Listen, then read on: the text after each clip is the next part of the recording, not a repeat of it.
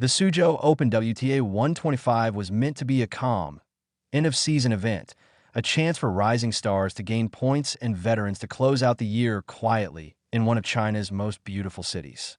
But when 20-year-old Filipino sensation Alexandra Aya faced Swiss veteran Viktorija Golubic in the quarterfinals, the tournament turned into an emotional and global spectacle that no one could have predicted.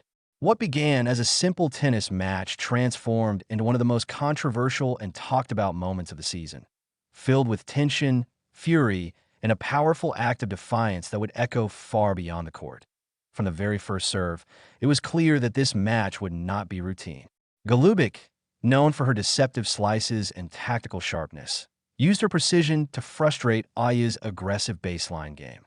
The rallies were long, the atmosphere electric. Golubic edged the first set 6-4, capitalizing on a crucial service break. The Filipino star, however, refused to fold. In the second set, her fire ignited. She attacked every ball with fearless intensity, sending forehands screaming down the line, her energy lighting up the crowd. Every point became a battle, every moment thick with tension. Then came the turning point. At 5-5, Aya fired what she thought was a clean ace, but the umpire called it out.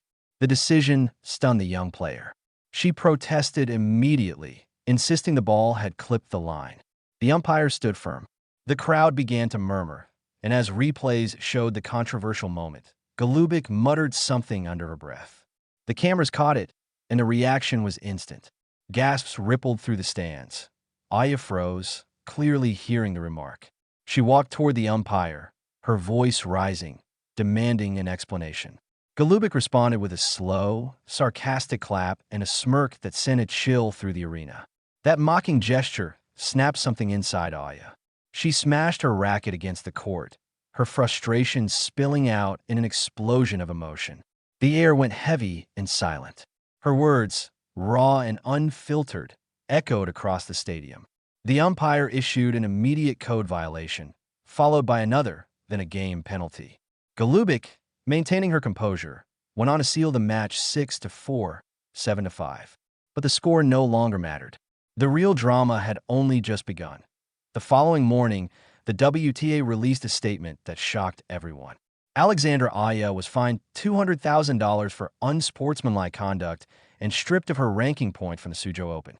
The governing body also issued a formal warning that another violation could lead to suspension. The fine was more than the tournament champion's prize money. It was unprecedented. The tennis world exploded with debate. Many felt the punishment was far too severe for a 20-year-old still learning to handle pressure. She's young. She'll learn, some said. Others took a harder stance. Rules are rules. Professionalism must be maintained. But another question began circulating online. Why wasn't Golubic penalized too? After all, her provocation had clearly played a role in triggering the outburst. The controversy deepened when Golubic gave her post-match interview. She did not back down. "This is professional tennis, not juniors," she said coldly. "If she can't handle pressure, maybe she's not ready for this level." Her words spread like wildfire, viewed by millions within hours. To Aya's fans, it was more than arrogance. It was an attack on a young player's legitimacy, a deliberate jab at her identity as an outsider from a small tennis nation. Social media erupted. Hashtags supporting Aya trended across Asia, and fans demanded justice. Then came silence. For 2 days, Aya disappeared from the public eye. Her usually lively Instagram and TikTok feeds went dark. No statements, no posts, no interviews. The tennis community held its breath. Some speculated that she would issue a standard apology to calm the storm and protect her sponsors. Others feared she was on the verge of suspension or burnout. But on the third day, Aya reappeared, and what she said stunned everyone. At a packed press conference in Suzhou, Alexandra Aya stepped onto the stage looking calm and composed. The fire of 2 nights earlier was gone, replaced by quiet strength. Reporters filled the room. Cameras flashed. She spoke softly at first, her voice steady but filled with emotion. "I accept the fine," she began. "I accept responsibility for my actions. I lost my temper, and I regret letting my emotions control me." The crowd listened closely, sensing something deeper behind her calm tone. Then, her voice grew stronger. "But I will not accept being told I don't belong here," she continued. "I've worked my whole life for this. I've carried the flag of the Philippines on courts around the world since I was 12. I've played through injuries, losses, and doubt. Pressure doesn't break me. It shapes me." The room fell completely silent. There was no anger in her voice, only conviction. "We're not robots," she said. "We're athletes. We feel, we fail, we rebuild. I lost a match, but I didn't lose myself. You can question my game, but not my right to be here." Those words changed everything. Within hours, clips of the speech went viral. Fans across the globe praised her maturity and courage. Fellow athletes publicly supported her, saying her message spoke for every player who had ever felt crushed by pressure or misunderstood in a moment of emotion.